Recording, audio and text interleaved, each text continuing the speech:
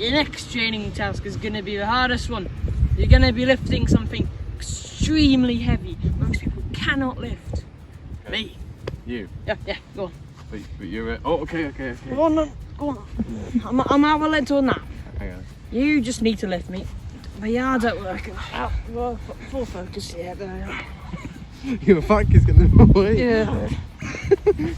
Sorry about that. Right, Asher, you're going to win this, alright?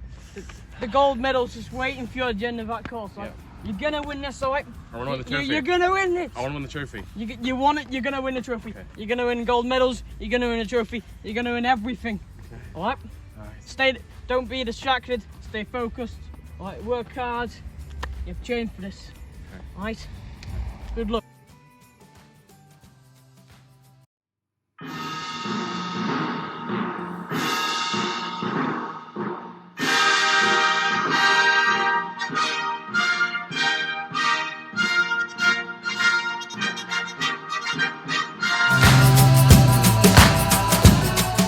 Hello Hero Factory, it's me, Colleen, and today I am reporting to you from a different place. So normally you would see me at church and in our little Hero Factory room, but today I am filming this at home, and that's because I am having to stay at home at the moment. Anybody else had to stay at home or had to have some time off school, or, you know, not leave the house for at least 10 days because of the COVID and the coronavirus that's going around? It can seem a little bit scary, can't it? But anyway, I have only got a few more days left, and I'm so excited to be able to get to church on Sunday and to be with you, because at the moment I'm just stuck at home.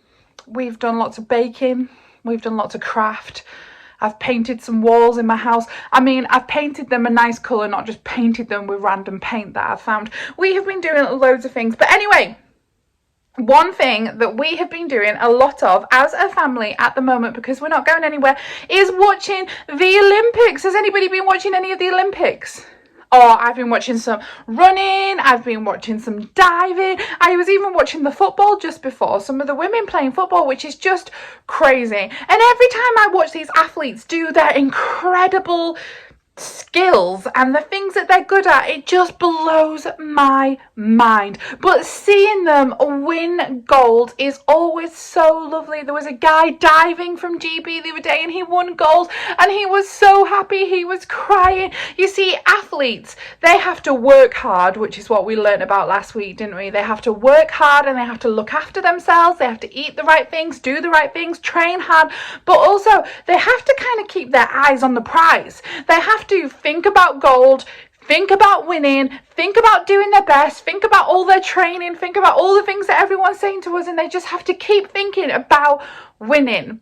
Now, I reckon there's been times when these athletes have thought to themselves, this seems impossible. Like, have you ever been in a situation before in your life that seems impossible? Everyone say impossible. Impossible. Now, it could be a maths test, it could be a situation with your friends, or a situation at home with your family. It could be sports day for yourself. You've got to run and you just don't know how you're going to do it, and it seems impossible. Now, I reckon sometimes these athletes who are doing the Olympics at the moment, and a bit like Asher, who we saw before, probably look at certain situations in their life and they seem impossible, like literally impossible. They probably look at what they have to do to be able to win and think, there's probably no way I'm ever going to do that. Now, last week we saw Daniel, and Daniel was looking after his body because he was training to be in the army. But now Daniel has been rewarded and is in the army and the king likes him. But Daniel finds himself in another situation, a situation that seems a little bit impossible.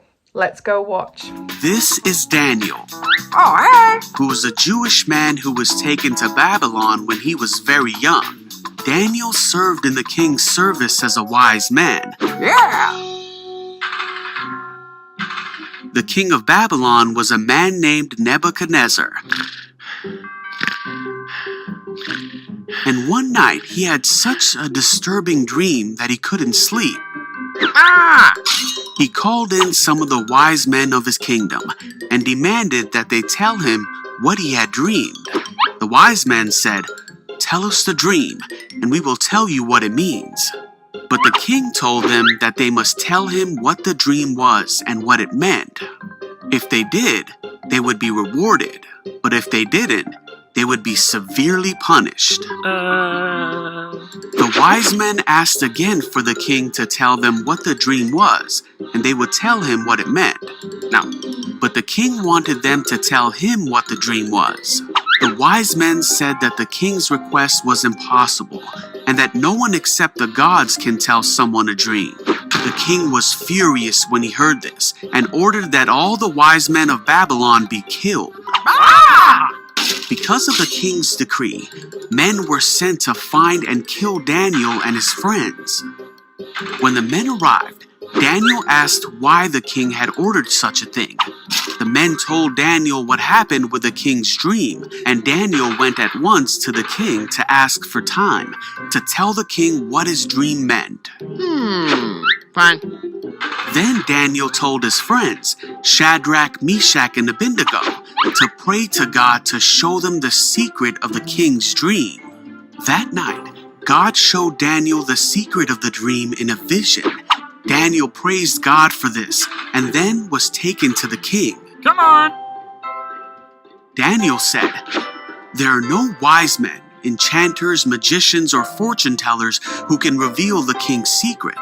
But there is a God in heaven who reveals secrets, and he has shown King Nebuchadnezzar what will happen in the future. Now I will tell you your dream and the visions you saw as you lay on your bed."